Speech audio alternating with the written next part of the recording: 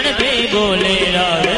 नरसिंह की करतल से आवाज आई राधे राधे। नरसिंह की करतल से आवाज आई राधे राधे। नरसिंह की करतल से आवाज आई राधे राधे। से आवाज आई राधे राधे। राधे का नाम अनमोल बोलो राधे राधे। राधे का नाम अनमोल बोलो राधे राधे। આવા રાધાજીને નમસ્કાર કરી અને પછી શુકદેવજી મહારાજ શ્રીમદ ભાગવતના દ્વિતીય સ્કંદના ચોથા અધ્યાયના 24મા શ્લોકની અંદર જેણે એને શ્રીમદ ભાગવતનું જ્ઞાન આપ્યું છે, જેના પિતા પણ છે અને ગુરુ પણ છે, એને નમસ્કાર કરે છે. 12 શ્લોકમાં મંગલાચરણ કર્યું. મંગલાચરણ એટલા માટે કરવામાં મંગલમ આચરણમ ઇતિ મંગલાચરણ. મંગલ આચરણ એનું નામ કહેવાય મંગલાચરણ. એટલા માટે શુકદેવજી મહારાજ 12 શ્લોકની અંદર મંગલાચરણ કરે છે. શુકદેવે જ્યારે જ્ઞાન પ્રાપ્ત કર્યું ત્યારે પોતે એની અંદર પોતાના પિતાનો ભાવ નહોતો, એની અંદર ગુરુનો ભાવ હતો. એવા ગુરુ મહારાજને બીજા સ્કંદના ચોથા અધ્યાયના 24મા શ્લોકની અંદર નમસ્કાર કરે છે. એવા ગુરુ મહારાજ ગુરુ પણ છે, એના પિતા તો છે પણ ગુરુ પણ છે. એટલા માટે એને વંદના કરે છે, કારણ કે કોઈ પણ કાર્યની શુભ શરૂઆત કરતા પહેલા આપણે ભગવાનને તો યાદ કરવા પડે, પણ એની પહેલા આપણે ગુરુને યાદ કરવા પડે.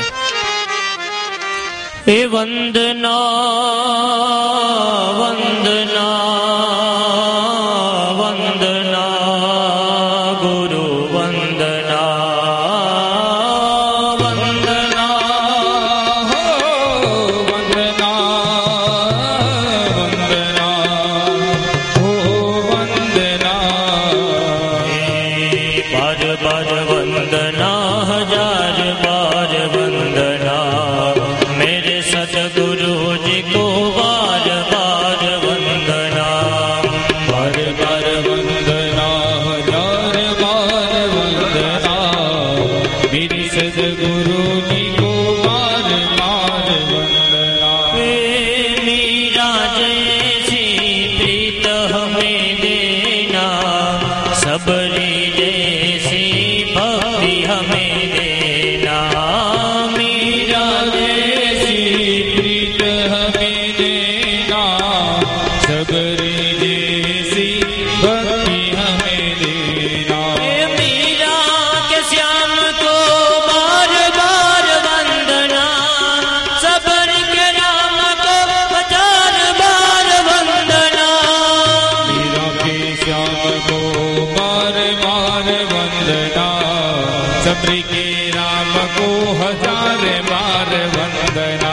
वंदना वंदना वंदना गुरु वंदना हो वंदना हो वंदना हो वंदना गुरु वंदना।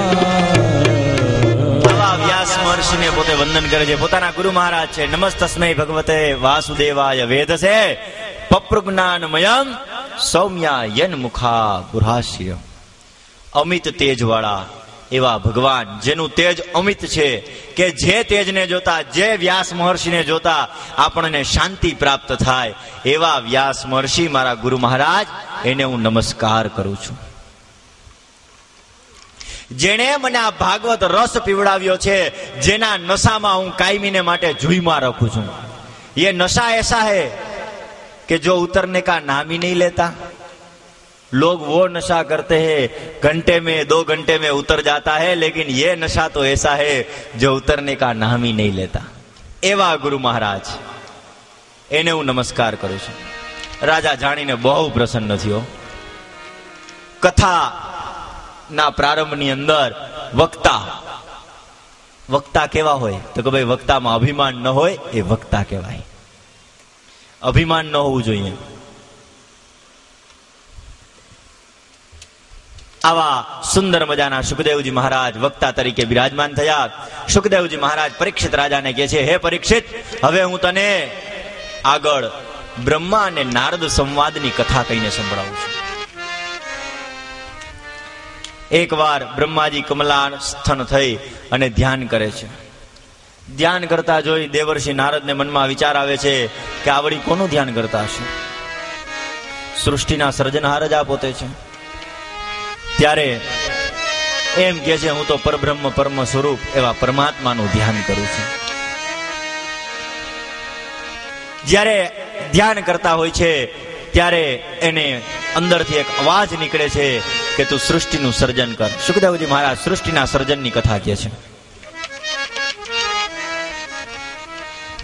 સૃષ્ટિના સર્જનની કથા. બ્રહ્માજીને પોતે ભગવાન એક કાર્ય આપે છે કે જાઓ તમે સૃષ્ટિનું સર્જન કરો, લીલા કરો. ભગવાનને સંકલ્પ થાય છે. બ્રહ્માજી ક્યાં આણે કહી તો દીધું કે ભાઈ તમે સૃષ્ટિ